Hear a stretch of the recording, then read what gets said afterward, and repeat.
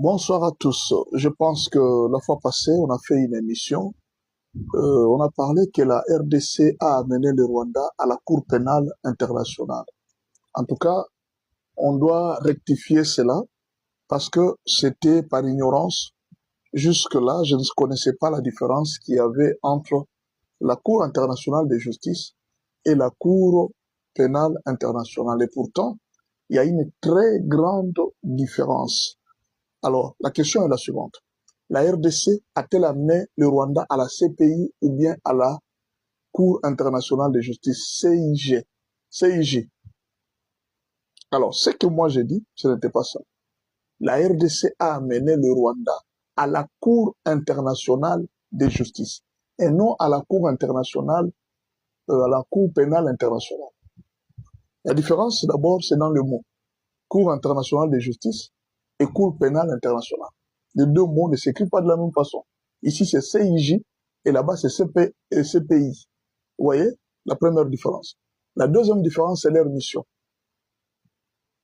Leur mission. Quelle est la mission de la CIJ?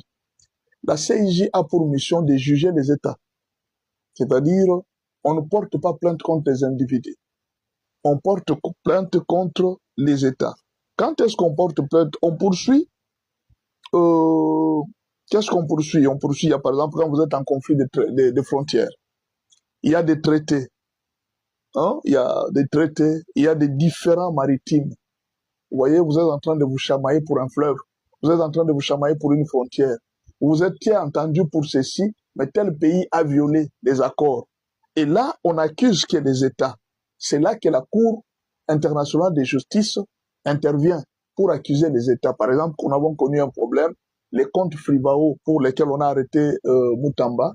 Cet argent, l'Ouganda a continué à nous payer cet argent. Pourquoi? Parce qu'on avait porté plainte à la Cour internationale de justice. C'est ainsi que l'Ouganda a continué à nous payer. Là, si tu ne payes pas, il n'y a pas de blague. Vous voyez? Et c'est là que la RDC maintenant a amené le Rwanda. Jusque-là, on n'avait pas encore amené le Rwanda parce que le Rwanda était protégé par plusieurs Congolais qui défendaient le Rwanda. Et maintenant, là, on a amené le Rwanda. Alors, si on gagne le procès, le Rwanda sera obligé d'abord de payer les victimes de guerre et puis d'indemniser l'État congolais, n'est-ce pas? Il doit indemniser les écoles détruites, les centres de santé détruits et tout, presque beaucoup de choses qui ont été détruites. Le Rwanda sera obligé de payer année et après année. Alors, la Cour internationale de justice a été créée en 1946, mais tandis que la Cour pénale internationale a été créée par les statuts de Rome en 2000. Est-ce qu'il y a des pays dans le monde qui ont déjà été accusés? Oui, plusieurs pays ont déjà été accusés, ils ont été obligés de payer. Par exemple, l'Allemagne. Après la Deuxième Guerre mondiale, l'Allemagne a été obligée de payer à la France 60 milliards de dollars. 60 milliards de dollars. Et d'indemniser certaines personnes qui avaient été, une cinquantaine de personnes qui avaient été forcées par le nazisme à entrer dans le nazisme. Et l'Allemagne a continué à payer ces gens jusqu'en 2019. Par contre, le montant que l'Allemagne avait payé à la France avait coûté trop cher à l'Allemagne, de sorte qu'à un certain moment, l'Allemagne a subi comment on appelle ça, une hyperinflation de la monnaie parce que l'Allemagne devrait déverser chaque jour de l'argent à la France. Et la France avait été obligée de saisir certaines entreprises allemandes. On les a sortis de l'Allemagne pour venir les installer au Congo. Donc les entreprises étaient des entreprises allemandes, mais la France a saisi ça. On a pris ça. Et d'autres pays aussi qui étaient touchés par le nazisme ont été obligés. Donc l'Allemagne a été obligée de payer plusieurs années la France, si vous ne le savez pas. Et d'autres pays, l'Ouganda nous a payé, vous avez appris, l'Ouganda nous a déjà payé. Donc la RDC avait demandé 1 milliard de dollars ou bien 2 milliards, j'ai oublié le montant. Mais l'Ouganda avait négocié jusqu'à quelques millions de dollars. Et là, l'Ouganda avait déjà payé plus de 195 millions de dollars à la RDC. Vous comprenez, avec les 195 milliards de dollars, on pouvait indemniser les victimes de la guerre et on pouvait aussi construire d'autres écoles. Alors, dans quel cas que fait la CPI? La CPI, par contre, c'est une justice qui arrête les individus. Si la Cour internationale de justice arrête les États, la CPI arrête les individus, les gens qui ont commis des crimes. Et là, il y a un procureur de la CPI, c'est celui-là qui va envoyer un mandat d'arrêt international avec tous les pays qui collaborent avec la CPI. Et c'est là qu'on peut arrêter n'importe qui et n'importe où quand tu as un mandat d'arrêt international de la CPI. Et alors, ici, à la Cour internationale de justice, on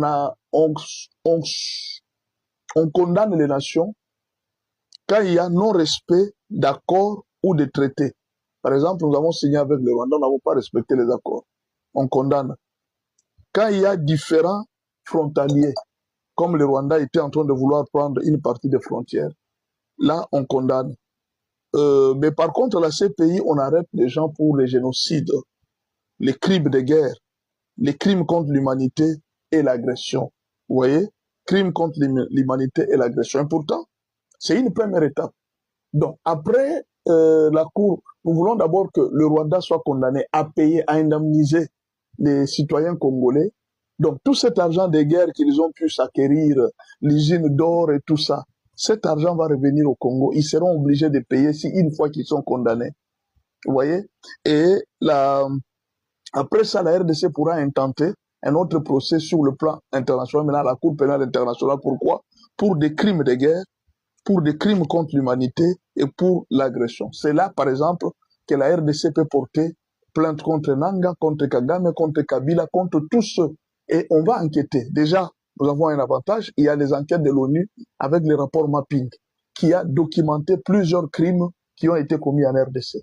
Mais alors, le Rwanda, qui a déjà reconnu d'une manière ou d'une autre qu'il a déjà été en RDC, filmé par les États-Unis, par plusieurs enquêtes des Nations Unies, on a trouvé que le Rwanda avait déjà agressé la RDC. Déjà, le fait d'agresser un autre pays, vous devez être condamné par la Cour pénale internationale. On parle de l'agression ici.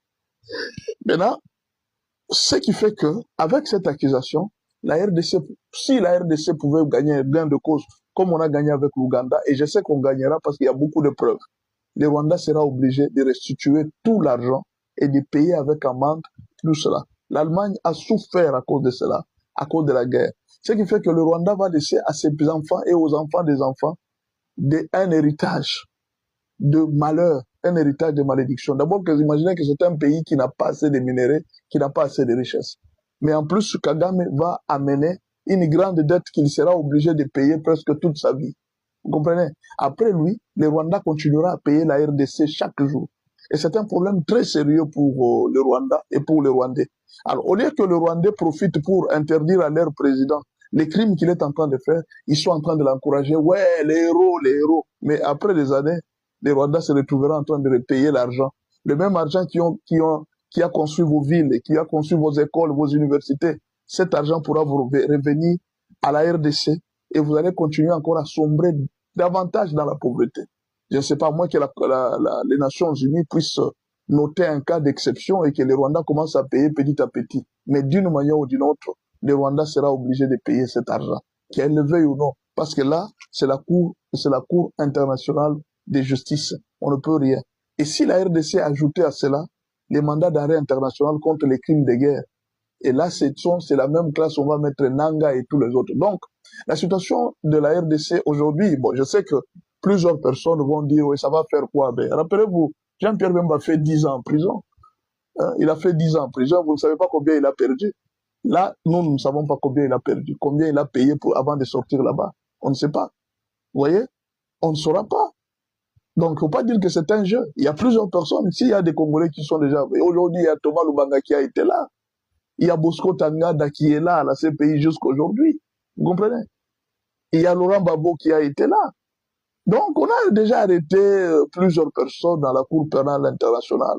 Rien, la RDC va aussi porter plainte. Après cette plainte. Alors, ce qui fait qu'aujourd'hui, Kagame, d'une manière ou d'une autre, est à la recherche des renforts, qu'il soit sécurisé par la France, qu'il soit sécurisé par tel pays. Mais les preuves pour la RDC sont assez nombreuses pour montrer que le Rwanda a agressé les pays, le Rwanda a tué, le Rwanda a fait beaucoup de crimes en RDC. Alors, le pays sera payé. Voilà un peu ce qu'on pouvait vous dire. Donc, j'ai voulu corriger la différence entre la CPI et la Cour internationale de justice. Quel est le probable plan de la majorité présidentielle, ce qu'on appelle aujourd'hui l'Union sacrée? Qu'est-ce qu'ils ont comme plan? Je ne suis pas de l'Union sacrée, mais je vais vous faire une analyse, à vous de juger. Et moi, je vous présente le plan tel que ça va se passer. Le premier scénario, on va organiser le référendum. Ça va se faire. Le deuxième scénario, on va changer la constitution. Félix va promulguer la constitution avant la fin 2028. Et alors, qu'est-ce que Félix va faire? Il va autoriser à tout le monde. Donc, il va faire une sorte de demander aux gens de l'Union sacrée. Il va poser la question à tout un chacun.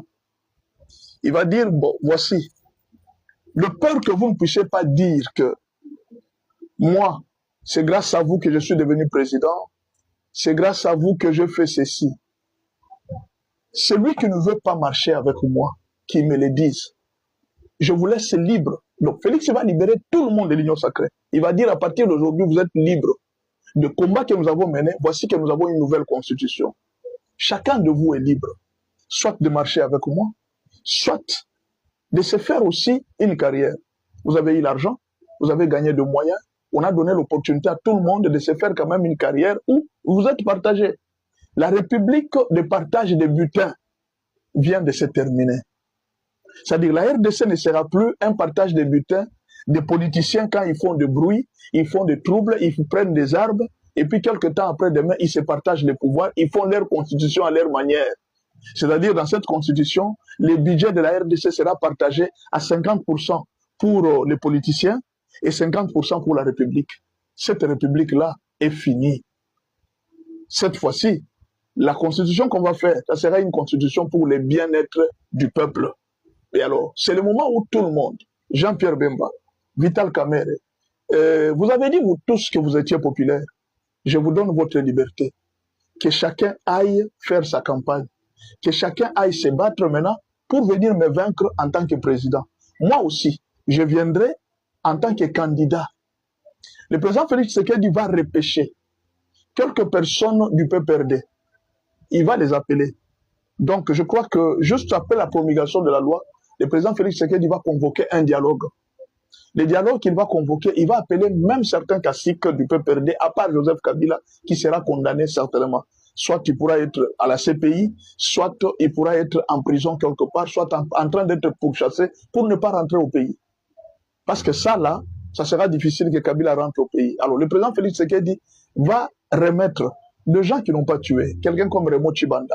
Il y a beaucoup de politiciens qui marchaient avec Kabila. Bon, ils n'avaient pas de choix, ils étaient obligés de marcher avec lui. Mais alors, il sera obligé de faire quoi? De les rappeler.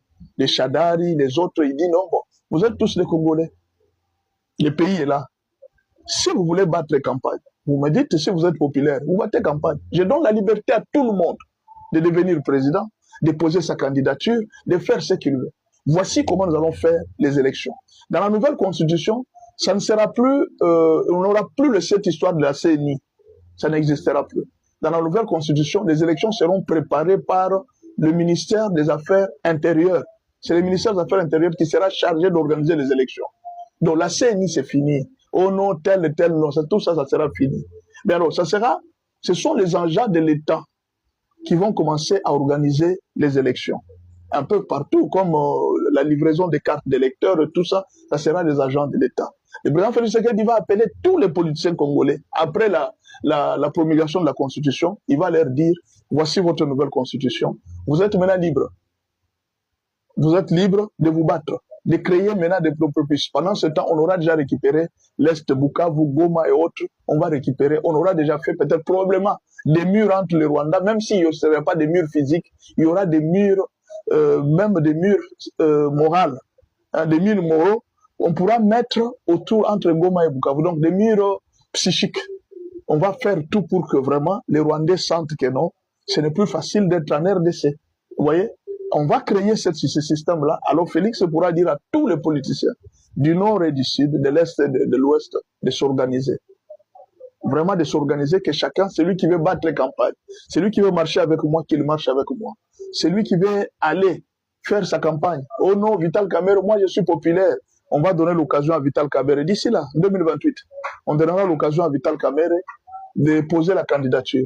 On donnera l'occasion à Shadari de reposer sa candidature. On va donner l'occasion à Jean-Pierre Bemba de poser sa candidature. Donc, Félix va se retrouver avec plusieurs candidats présidents. Il y aura même des gens comme des Pero Louara qui pourront rentrer au pays et poser aussi leur candidature. On ne sait pas. On pourra voir tout le monde, même Mokechu pourra venir poser sa candidature. Tout Congolais de l'étranger comme d'ici, s'il a la nationalité congolaise, il pourra revenir. Dans la nouvelle constitution, on va accorder la double nationalité à tous les Congolais de la diaspora. Donc, beaucoup vont rentrer au pays, ils viendront exprimer leurs connaissances, leurs entreprises, et peut-être d'autres viendront encore pour poser la candidature. L'obstacle nationalité n'existera plus.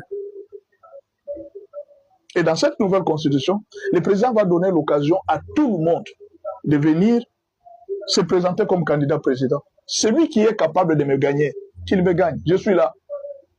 Sinon, si vous n'êtes pas fort pour la campagne, pour ceci ou pour cela, alors je reste président. Alors, il y a un groupe de gens qui diront au président, non, nous allons continuer à te soutenir. Parmi ces gens, il y aura des gens comme Jean-Pierre Bemba et les autres, ils diront, non, non, nous préférons travailler avec toi. Les autres diront, ils disent, non, non, nous nous détachons de l'union sacrée. Nous allons commencer notre activité à nous-mêmes, nous allons nous battre pour nous-mêmes. Et c'est là que tout le monde pourra tenter de prouver sa popularité. C'est comme ça que les choses vont se passer. Donc, d'ici 2028, il y aura une nouvelle constitution. Vital va revenir, Jean-Pierre Bemba va revenir, Pero Louara va revenir, Mokechu reviendra. Beaucoup de Congolais de l'étranger qui injuriaient Félix matin, midi, soir, ils vont revenir. Vous serez tous des candidats et des candidates. Vous avez insulté, vous avez dit que vous étiez derrière le peuple. Ce jour-là, on saura si réellement le peuple était derrière vous. Félix aura libéré le pays. Félix aura laissé les Congolais libres. Il pourra même se dire, je me retire du pouvoir. C'est fini. Il a déjà accompli des grandes missions. Il a changé la constitution. Il a sorti le pays de la domination Tutsi. Il peut même s'arrêter par là et dire que non, j'ai fini ma mission. Vous voyez, il y a beaucoup de gens qui pensent que non, bon, le président Félix a la boulimie du pouvoir. Non, il l'avait dit. Pourquoi les gens s'éternisent au pouvoir? Pourquoi les gens s'éternisent au pouvoir? Il a posé cette question. Je ne vois pas qu'est-ce qu'il y a de bon pouvoir. C'est la souffrance, le stress à tout moment. Il préférera peut-être se reposer. Mais le peuple va lui dire non, pas question. Tu ne quitteras pas le pouvoir maintenant. S'il faut même que tu restes président à vie, tu le resteras. Le mouvement a commencé avec les gens de Goma, tels que vous les avez vu réagir. Certains Congolais de la diaspora lui diront, Félix, reste au pouvoir. Jusqu'à ce que tu mourras, tu seras toujours là. Mais alors, c'est ce peuple qui lui demandera de rester au pouvoir. Lui-même, en tout cas, il demandera au peuple, laissez-moi partir. J'ai fait ma part. J'ai terminé ma mission. Un peu comme Mandela. Il dit non, j'ai fini. Moi, je vous ai libéré de la domination Tutsi. Je vous ai libéré de Kagame qui dirigeait deux pays à la fois. Alors que vous êtes intelligent, vous êtes fort. Un petit peuple. Un petit peuple qui vient vous dominer, vous, un grand peuple. Parce que je parle par rapport au nombre. 14 millions sur 120 millions. Vous pouvez vous imaginer? Ce n'est pas possible. Sur le plan intellectuel, nombre de médecins, nombre de professeurs, nombre de ceci, nous sommes plus nombreux qu'eux. Nombre d'intellectuels, plus nombreux qu'eux. Nombre d'écoles, nombre d'universités, nous avons plus d'universités qu'eux, plus d'universitaires qu'eux. Comment un peuple comme ça peut dominer un grand peuple comme la RDC? Et alors le président va dire, il dit non, moi je vous ai libéré, j'ai fait ma part. À vous maintenant d'entretenir la nouvelle constitution que je vous donne. C'est une constitution qui va vous amener à la prospérité. C'est une constitution qui va changer votre vie. C'est à vous maintenant de voir. C'est ainsi que sera, à partir de 2030, 2033, le pays va maintenant prendre l'envol au sérieux. Dans la nouvelle constitution, on va axer beaucoup sur la justice. La justice sera très sévère et l'administration congolaise sera très sévère parce que nous sommes en train d'entrer dans l'ère américaine. Les Américains vont prendre en main la justice. Les Américains vont prendre en main l'administration. Et ça sera terrible. Ça ne sera pas comme le pays où nous sommes en train de vivre. L'administration sera très forte, même à l'absence du président. Que le président soit là ou qu'il ne soit pas là, l'administration sera très puissante. À chacun de nous préparer par rapport à la nouvelle vie que nous allons mener. Ça, je suis en train de vous projeter par rapport aux analyses que j'ai faites. La nouvelle constitution sera une ère américaine. Ça sera comme, la RDC sera comme un 54e État américain. Si je ne peux pas dire 55e État américain. Vous voyez, on ne sait pas ce qui va se passer, mais je vous dis déjà que les Congolais seront à l'honneur. Ils seront respectés dans tous les pays du monde. Merci beaucoup, je vous ai prévenu. Merci. Dès que vous me voyez sur YouTube, vous me voyez sur TikTok, partout vous aimez liker, partager. Je sais que nous allons parler de la réponse du peuple de Goma à tout le mouvement politique qui s'est fait à Kinshasa ici. Il y a plusieurs personnes qui ont dit ceci. Ils ont dit que non, on ne peut pas faire le référendum sans Goma et Bukavu. Le peuple de Goma a répondu. Les autres ont dit que non. On ne saura pas faire des élections sans Goma et Bukavu. Le peuple de Goma a répondu. Alors il y a une question. Goma dit ceci. Après le match, ils ont réclamé plusieurs choses. Ils ont dit, nous respectons la vision du président Félix Tshisekedi. Après le match, ils ont trouvé que non, nous, c'est Fachi ou rien. Voilà pourquoi, en sortant dans la rue, ils n'ont pas chanté Wissa qui a marqué les buts, ils n'ont pas chanté les autres qui ont fait non. Ils ont chanté béton, béton, béton, béton. C'est le cœur du peuple. Ils n'ont pas été forcés. Ils n'ont pas été poussés par un politicien. Ils sont dans une ville où il y a la répression, où il y a la dictature et où ils ont des armes sous les yeux. Ce sont ces gens dans cette ville-là qu'ils ont proclamé béton, béton, béton. Ils ont chanté Félix devant Kagame. Ce que même les Rwandais ne savent pas faire. Les Rwandais ne savent pas dire non à Kagame. Le peuple de Goma a dit non à Kagame. Parce que pour le moment, c'est Kagame qui dirige Goma et Bukavu. C'est Kagame qui dirige. Nanga, ce ne sont que les gens qu'on utilise, des pions qu'on utilise, et tous les autres qui sont là, même certains opposants qui sont ici, c'est Kagame qui les dirige. Ils dépendent de ce que Kagame dit. On a appris beaucoup de choses quand Félix Tshisekedi a traité Kabila des champs. Nous avons appris beaucoup de choses que Kagame faisait, que personne ne pouvait imaginer. Jusqu'à aller gifler des ministres ici. Kagame giflait des ministres. Vous vous imaginez? Jusqu'à ce qu'un ministre en fonction à Kinshasa allait rendre le rapport à Kagame. Un ministre, c'est pas possible. Donc, cette domination a continué jusque-là avec certaines personnes. Alors, le match de football a fait sortir les Gomatraciens et le peuple de Bukavu de la peur. On a senti que la peur s'est envolée. Le peuple est maintenant capable de dire non. Et ils ont dit non à Kagame, ils ont dit non à Nanga, ils ont dit non à Sultan Makenga, ils ont dit non. Même à Willy Ngoma dans son tombeau, ils lui ont dit non. Nous voulons Félix Tshisekedi. Nous voulons les changements de la Constitution. Nous voulons les référendums. Mais alors vous allez dire, il dit, mais finalement, le fait que le peuple dit ça, ça ne représente rien. Qu'est-ce qui prouve que le peuple a dit? Est-ce qu'on peut accepter ce que le peuple a dit? Oui, la même question peut revenir aux opposants. Le peuple que vous présentez, qui vont avec vous dans la marche, et celui qui est sorti à Goma, où est la différence? D'ailleurs, ceux qui sont sortis à Goma, ils ne sont pas sortis sans sensibilisation. Vous, pour que le peuple sorte, vous devez les sensibiliser même pendant un mois. Vous sensibilisez le peuple pendant un mois, n'est-ce pas? Mais eux, là, ils n'ont pas été sensibilisés. Et en sortant dans la rue, ils se sont exprimés. Ils ont dit que oui, nous voulons béton. Quand ils parlent de béton, c'est-à-dire toute la vision que Félix Tshisekedi présente, ils sont d'accord avec Félix Tshisekedi. Ils sont d'accord avec ce que Félix fait.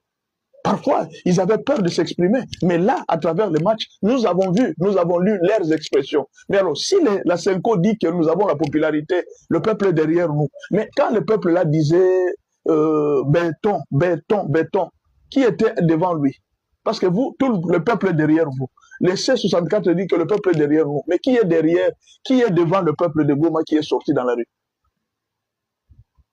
Vous allez dire que vous êtes populaire, que ce soit la Senko, que ce soit les C64, qui a déjà réuni une aussi grande foule que celle qui est sortie dans la rue pour chanter béton? Non, mais soyons clairs, ils n'ont pas chanté Wissa, Bakambu, Bakambu, non. Ils ont chanté béton, béton, béton, béton. C'est-à-dire, ils ont chanté à la gloire du président Félix Tshisekedi, alors que c'était juste un match de football. Ils ont profité du match de football pour exprimer ce qui était dans leur cœur. Et alors, nous pouvons considérer cela comme l'acceptation du référendum du peuple. C'est-à-dire le peuple ont dit non à la balkanisation. Ils ont dit non à toute autre chose. Ils ont répondu à Mundeke. Toi qui voulais que nous allons faire la République des Swahiliphones. Ce sont les Swahiliphones qui ont dit ça. Béton, béton. Ce sont les Swahiliphones. Ceux-là avec qui vous avez voulu faire la République. Ce sont eux qui vous ont répondu. Pour nous, là, c'est Félix Tshisekedi. Félix ou rien. Mais alors, dites-moi, quand vous êtes en train de dire que non, nous sommes le peuple, nous sommes derrière le peuple. Non, le peuple est derrière nous. Le peuple est derrière nous. Mais là, le problème, c'est quoi? Qui a été capable de faire autant de foule? Depuis que l'opposition a déjà commencé, quel est cet opposant qui a fait autant de foule que ces gens qui criaient béton? Le même nombre que ces gens-là. Tout un peuple qui crie le président Félix Tshisekedi. Ah, vous allez me dire que non, pasteur, vous êtes fanatique. Donc, vous voulez me dire que le peuple de Goma aussi est fanatique, c'est ça? Quand ils étaient en train de crier béton, béton, eux aussi ils sont fanatiques. Ce sont eux qui souffrent. Ce sont eux qui voient la souffrance. Toi, tu ne vois pas. Toi, tu es chez toi, tu manges, tu es à l'aise, tu es tranquille, tu prends ton téléphone. Eux, ils ont même peur de filmer. Si on t'attrape en train de filmer ou qu'on voit des images dans ton téléphone, on t'arrête. Toi, tu es tranquille chez toi, tu manges bien. Mais eux, là, ils ont exprimé ce qui était caché dans leur cœur. Donc, d'une manière ou d'une autre, si les opposants disent que le peuple est derrière eux, les gens de Goma aussi peuvent dire que non, nous aussi nous avons parlé. Donc, ils sont pour le référendum, ils sont pour le changement de la constitution, ils sont pour tout ce que Félix fait. C'est-à-dire, quand ils criaient béton, béton, c'est-à-dire nous sommes derrière la vision du chef de l'État. C'est ce que ça veut dire. Et c'est un message qu'ils ont donné et à Kagame, qui s'est trompé à avoir pensé qu'il a gagné, il a conquis les cœurs des Swahiliphones. Ils ont donné la réponse à Mundeke, celui d'ensemble que Moïse vient de nommer pour récompenser parce qu'il avait dit que nous allons faire la République des Swahiliphones. Ils ont donné la réponse à Nanga, qui disait que non, voilà, Félix, le peuple, nous allons combattre, nous allons faire partir Félix. Ils ont dit la réponse à Fayoulou et à toute sa clique. Il dit, quand vous êtes en train de parler, ne mettez pas notre nom. Nous, le peuple, nous sommes pour le changement de la Constitution, nous sommes pour le référendum. Et alors, si vous aussi, vous avez votre peuple, montrez-le. Si les catholiques ont leur peuple, vous ne pouvez pas aujourd'hui parler au nom du peuple, vous êtes dans votre bureau, non, le peuple est derrière nous. Le peuple est derrière nous, vous êtes dans votre bureau, alors vous dites le peuple est derrière nous. Le vrai peuple, c'est celui qui est sorti dans la rue. Le vrai peuple, c'est celui qui a crié béton à Goma et à Bukavu. C'est ça le vrai peuple. Ils ne criaient pas béton dans une zone où ils sont sous la dictature. Pas n'importe quelle dictature. La dictature avec les physiques sur les nez. C'est dans ces conditions-là qu'ils ont crié béton. Ils ont brisé leur peur. Mais alors, les gens qui sont ici à Kinshasa, vous essayez de les appeler, ils sont d'ailleurs tranquilles. Vous essayez de les mobiliser pendant un mois pour qu'ils viennent à une marche. Vous avez près de 600 personnes qui viennent dans cette marche. Et puis vous allez chanter par tout le monde que non, voilà, le peuple est derrière nous. Un peu tôt. Respectons quand même le peuple. Hein? Nous devons respecter ce genre de Goma qui souffrent. Leurs vœux, ils ont exprimé leurs vœux. Nous sommes pour le référendum, nous sommes pour le changement de la Constitution. Nous ne sommes pas pour que Goma et Bukavu puissent partir du côté du Rwanda. Nous ne sommes pas pour la République des Swahiliphones. Nous ne sommes pas pour. Nous, c'est béton ou rien. Nous soutenons la vision du chef de l'État. C'était ça les messages que ces gens ont donnés au monde entier. Et d'ailleurs, tous ces gens qui avaient un calcul derrière le peuple de Goma, derrière la République des Swahiliphones, ils doivent réfléchir deux fois. Parce que les jeunes là, quand je ne sais pas si vous avez vu les jeunes dans la rue, il suffit d'un peu, Goma peut brûler, demain ou après-demain, parce que ce peuple n'a plus peur. Ils ont pesé les M23. Ils ont pesé, tous ces gens, ils les ont pesés. Il suffit d'un rien, Goma va brûler. Dans 2 ou 3 jours, ou bien dans quelques jours, vous allez voir Goma brûler. La population va se soulever à un niveau où ils ont pesé les M23. Ces jours-là, ils ont pesé. Et attendons voir. Dans quelques jours, c'est une première pression. Dans quelques jours, vous allez voir un soulèvement populaire à Goma, à Bukavu. C'est là que Kagame va commettre encore la plus grande erreur. De vouloir tuer, de vouloir massacrer. Et ça sera sa fin. Ça sera sa fin. Vous voyez? Félicitations au peuple de Goma, félicitations au peuple de Bukavu. Vous avez bravé votre peur et nous sommes derrière vous en train de vous soutenir. Nous aussi, nous chanterons béton jusqu'à ce que l'ennemi, les Rwandais qui voulaient nous dominer, puissent quitter notre pays. Coup de chapeau à vous, courage à vous, mes frères. C'est comme ça. Boyende Zalaka. Voilà la dernière analyse pour ce soir. C'est une réponse à une question que les gens m'ont posée. Il dit, pasteur, est-ce que les prophètes tels qu'ils donnent des prophéties sur les matchs, est-ce que c'est biblique? Déjà, je vais vous dire que Beaucoup de gens m'ont posé la question que quand est-ce que toi tu prêches? Est-ce que tu as même le temps de prêcher? Bon, pour ceux qui ne connaissent pas, je suis prédicateur à temps plein. Je prêche matin, midi, soir et à tout moment. La principale activité de ma vie, c'est prêcher. Je suis auteur de plusieurs ouvrages chrétiens. Mais c'est interdit de parler de nous. Voilà pourquoi je n'aime pas trop répondre. La Bible dit, qui notre bouche parle de toi et non ta propre bouche. Et alors c'est interdit de parler de nous. Mais pardonnez-moi si que Dieu me pardonne si j'ai essayé de parler de moi. Ce n'est pas digne d'un serviteur de Dieu de parler de lui. C'est interdit. Excusez-moi de l'avoir fait, que le Seigneur me pardonne aussi. Mais je peux vous rassurer que le principal travail que je fais, c'est de prêcher. Les vidéos que je fais, c'est 10 minutes seulement. Et je peux en faire 30 minutes. Mais tout le reste du temps, c'est le travail de prier pour les gens et de prêcher. Et alors, comme si vous aviez des soucis, il y a même des gens qui m'ont dit, pasteur, c'est comme si tu ne prêches plus, c'est comme si tu es devenu politicien. Non, je ne suis pas devenu politicien. Le problème, c'est que je vous dis toujours, le peuple de Goma et de Bukavu a beaucoup souffert. Il fallait trouver un moyen de commencer à consoler ce peuple. Chaque fois, leur donner des messages d'encouragement. Chaque jour, leur donner des messages d'encouragement. Il y a des gens qui amenaient chaque jour des messages de découragement. Un peuple meurtri a besoin d'un message d'encouragement. C'est ainsi qu'on a pris la politique, on a pris les mots, les phrases pour encourager le peuple, jusqu'à les accompagner jusqu'aujourd'hui. Je pense que tous ces gens qui nous ont suivis, ils ont toujours senti que quand il y a un message que nous donnons, ce message donne l'espoir. Ce message donne, c'est ça en fait l'objectif. L'objectif, ce n'était pas pour soutenir Félix Tshisekedi, chanter pour les politiciens, non. L'objectif, c'était d'abord accompagner le président Félix Tshisekedi dans cette vision qu'il avait de libérer le peuple. Or, libérer le peuple, il y avait ce qu'on appelle les Ubwenge. Les Ubwenge, c'est ce que le Rwandais utilise dans ce qu'on appelle l'armée numérique. Ils étaient là pour tromper le peuple, pour tromper. C'est-à-dire le peuple était découragé à tout moment. Et alors, qu'est-ce qu'il fallait faire? Laisser le peuple découragé devant cette barbarie numérique que les gens étaient en train de lancer chaque jour contre le peuple pour le décourager. Nous, on a dit non, on ne va pas décourager notre peuple. Même quand il y a une information négative sur la nation, vous allez voir que sur ma chaîne, je publie difficilement des choses négatives sur la nation. Même si je trouve la saleté dans la rue, je ne publierai pas ça dans ma chaîne. Pourquoi? Je vends quelle image de mon pays? Ce sont des problèmes que nous allons résoudre entre nous. Mais je ne peux pas vendre ça sur ma chaîne. Même si je trouve un policier ivre, je ne peux pas publier ça. C'est mon peuple. Je ne peux pas faire honte à mon peuple. Même si aujourd'hui des léopards ont échoué, les FARDC ont échoué dans une guerre, je ne veux pas les injurier. Je ne veux pas les rabaisser. Je vais les féliciter, vous avez été très courageux, mais c'est une guerre. Demain, nous allons vaincre. Prenez courage. Même si les léopards ont perdu, moi, je ne peux pas les décourager. Je veux les encourager. Ah, Bakambo était meilleur. Vraiment, mais des sabres peuvent faire un effort de diminuer un peu sa charge. Peut-être qu'il commence à jouer même à 30 minutes de la fin et tout ça, mais c'est un meilleur joueur. C'est différent d'un langage de quelqu'un d'autre. Toi, tu voudras injurier les sabres, tu voudras injurier Bakambu, tu voudras... Ton peuple, c'est ton peuple. Tu ne peux pas rabaisser ton peuple. Tu ne peux pas parler mal de ton peuple devant toute l'Afrique. Nous devons aimer notre nation, nous devons aimer notre peuple.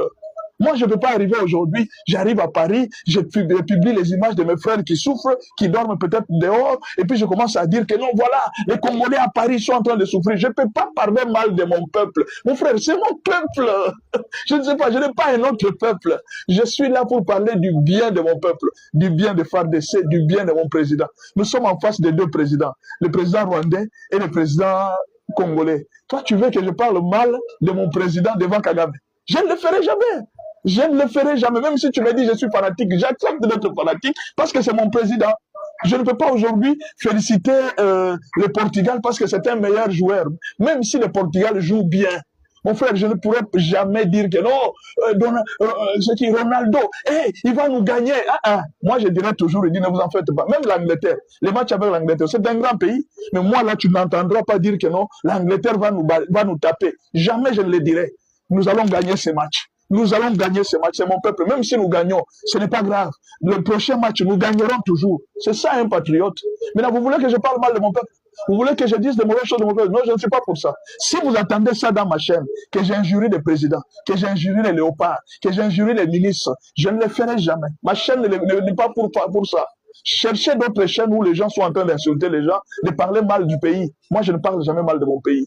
Ici, ce sont des choses positives de la RDC. Nous sommes en train de donner une image positive de la nation. Est-ce que vous avez compris? Wazalendo, Songambele wana, twende. Munakufa ngapi? Mbili, hakuna probleme. Batatu mnabakia, twende. Songambele, tunaenda. Vita ndio vile. Tutakufa hatutaisha. Tuko mingi, tutakufa batazala tena, maternité ni ya bure, batazala bengine. Mais hakuna mtu kwetu kumanyema kutoki boy. On tetila kema fumbe. C'est comme ça que nous, on dit au peuple, on encourage le peuple. Kumanyema kutoki boy. Tu ne peux pas dominer quelqu'un de Maniema. Tu ne peux pas le dominer. Oh, mon frère, tu es qui? Tu pèses quoi? Je pota. Tu pèses quoi? Tu vas venir dominer un Congolais. Depuis quand? Il faut se faire respecter. Que ce soit dans les réseaux sociaux. Évitez de publier des images négatives de votre pays. Je peux encourager les prophètes. Tous les prophètes qui ont dit que non, les matchs, c'est 3-0. Oui, même par la foi, je peux prophétiser. Toi, on t'a jamais dit de prophétiser sur ta vie. Donc, dis-moi, toi, on t'a jamais dit de prophétiser sur ta vie. Tu n'as jamais dit que non, moi, je deviendrai millionnaire, je deviendrai grand, je deviendrai puissant, je deviendrai... On ne vous a jamais dit à l'église de prophétiser sur votre vie. Jamais on ne vous a jamais dit. Pourquoi moi je vais interdire à quelqu'un de prophétiser sur la victoire de Léopard? Même là, je peux même prophétiser, je vous dis que non, les matchs avec le Léopard, la RDC, les Léopards vont gagner 7-0. Oui, je l'ai dit. Puis alors, je l'ai dit par la foi. Pourquoi? Je dois prophétiser sur mon propre pays. Je dois dire des choses positives. Où est le problème si les nationaux, ils aiment tellement leur pays qu'ils disent des choses positives sur leur pays, qu'ils appellent ça prophétie, qu'ils appellent ça comment? Moi, pour moi, je suis en train de voir quelqu'un qui aime son pays à tel point qu'il n'écoute jamais. J'ai vu ce qu'Herman Amissi a fait. Il a pris des bandes, il a fermé sur les oreilles. Il dit ceci, pour le moment, je ne peux plus écouter quelqu'un. Ou même si vous me dites que non, il y a les meilleurs buteurs de la Coupe du Monde. Il dit, je connais seulement 2. Ah, Herman Amissi, merci beaucoup. Il dit, je connais seulement 2 meilleurs buteurs. Il y a Wissa, le premier meilleur buteur, il a 3 buts. Et puis le deuxième, celui qui suit Wissa, c'est Messi, qui a 6 buts. C'est tout. Les autres là, même si vous me dites quoi, j'ai déjà fermé les oreilles, je ne veux plus écouter quelqu'un d'autre. Vous voyez, il le dit par patriotisme, c'est pas la comédie. Il est en train de le dire par patriotisme. Donc, pour moi, même si vous allez dire que non, c'est un faux prophète, tant qu'il a dit seulement pour la RDC, je prends ça comme le patriotisme. Donc, il a dit des paroles positives, c'est bien. Il faut dire des paroles positives. Écoute, si toi on vient te dire que non, Dieu m'a dit que tu vas mourir, tu vas répondre comment? Je ne mourrai pas. Moi, je vais vivre. J'aurai même 100 ans. Quand tu dis que tu auras 100 ans, toi tu connais que tu auras 100 ans. Tu as prophétisé, non?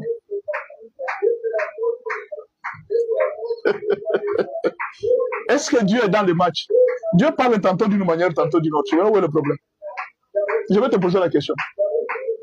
Vous pensez que ce que la Russie fait, ce que Donald Trump fait, les États-Unis, l'Europe fait, ces choses ne sont pas décrites dans la Bible? Ces gens sont des chrétiens. Dieu a déjà décrit les événements de la fin du monde, avec des présidents du monde et tout ce qui se passe dans le monde. Ces gens sont des occultistes, ce sont des satanistes. Même l'avenir d'Israël. Vous allez dire que les Israélites sont des chrétiens. Ils ne sont pas des chrétiens. Mais leur histoire est écrite dans la Bible. La Russie, elle se trouve dans la Bible. Les États-Unis sont dans la Bible. L'Europe est dans la Bible. On ne vous a jamais dit ça. Ces gens-là sont des chrétiens. Est-ce que ces gens sont des chrétiens? Pour que vous puissiez me dire que non, le foot, c'est païen. Dieu peut utiliser même les païens. Dans la Bible, il y a plusieurs païens. Il a pris Cyrus, il a utilisé. Même un événement du match, ça peut nous parler. Dieu parle tantôt d'une manière, tantôt d'une autre. Même la nature, ça peut nous enseigner. Vous êtes en train de voir la sorcellerie partout. Mais à travers cette sorcellerie-là, Dieu peut nous enseigner. La victoire des Léopards, c'est un message très puissant pour la RDC. Dieu est capable de relever un pays de la poussière. Quelqu'un de la poussière, il ramasse l'indigent et il les fait asseoir parmi les grands. Cette parole ne s'est pas accomplie. Regardez d'où nous sommes venus. Nous avons battu le Nigeria. Nous avons battu les Jamaïques. Vous pensez que ce sont des grands pays. Pour arriver au mondial, vous savez quel parcours nous avons parcouru? N'est-ce pas une prophétie de ce que nous sommes en train de vivre dans les pays? Nous avons été humiliés chaque jour dans tous les matchs. Mais aujourd'hui, nous avons relevé la tête. Vous ne voyez pas ça? Ce n'est pas ce qui se passe dans la guerre à l'Est. Dieu parle tantôt d'une manière, tantôt d'une autre. Donc si les prophètes ont prophétisé, même s'ils ont échoué dans la prophétie, pourvu qu'ils ont dit des choses positives pour mon pays, je continuerai à leur donner la confiance. Merci, chers prophètes, pour avoir aimé la RDC. Même si ça a échoué, même si ça a raté, moi je continue à vous faire confiance. Félicitations. Continuez à prophétiser pour la nation. Que Dieu vous bénisse.